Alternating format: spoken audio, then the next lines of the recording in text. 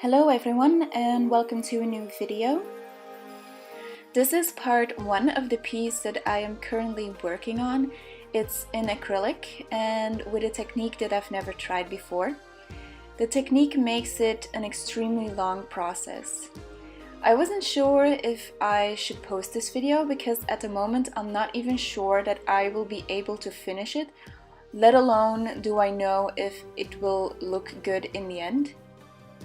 Then again, on the other hand, I'd rather try and fail than never try at all, so whatever happens, happens. I wished I could tell you a little more about what I am doing exactly, but honestly, I have no clue. I found this technique on the svslearn.com website where you can enroll in different courses, and this course was taught by Will Terry. He gave somewhat reasonable advice. I understand that it's very difficult for him to actually tell you what you're supposed to do because everything depends on your paint and how wet it is and everything. So I wished I had him looking over my shoulder telling me whether or not I am doing it right and giving me directions, but unfortunately that wasn't possible. So I am just trying to keep in mind everything he said in that course and try to apply it to the best of my abilities.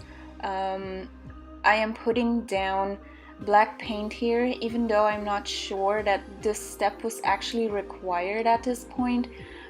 He called it a grisaille, and apparently it's used for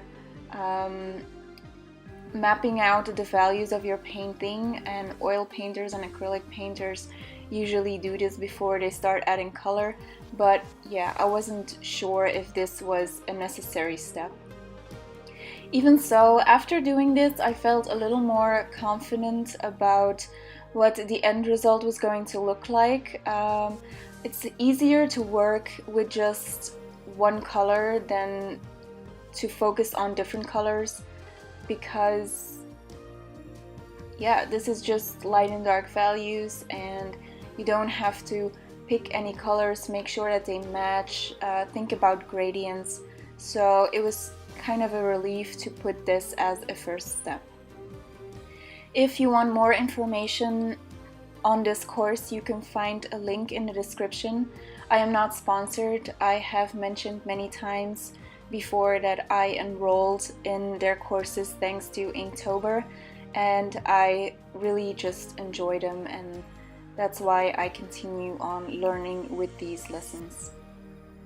When it comes to the drawing itself, I did not use a reference of anything. The only thing that I looked for as a reference was the badger. I had no idea what a badger looked like and what the color scheme was.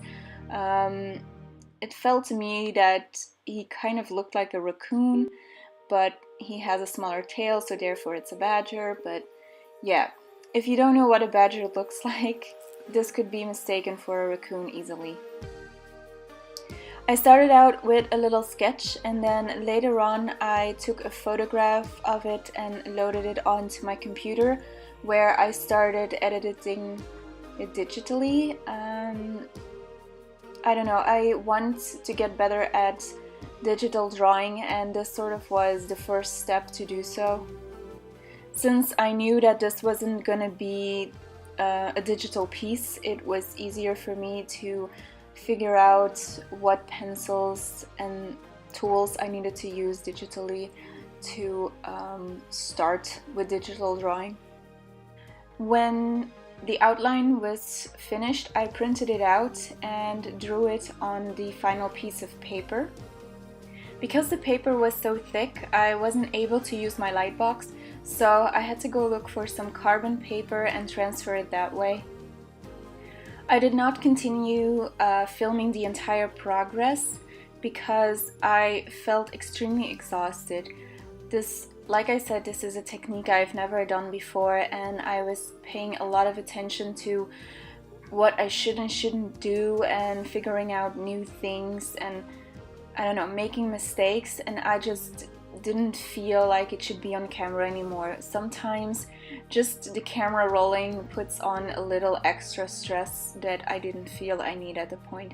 You get the idea of what I mean by adding values to the paper. You can obviously see the dark and light around the badger. So yeah, thank you so much for watching, and until next time.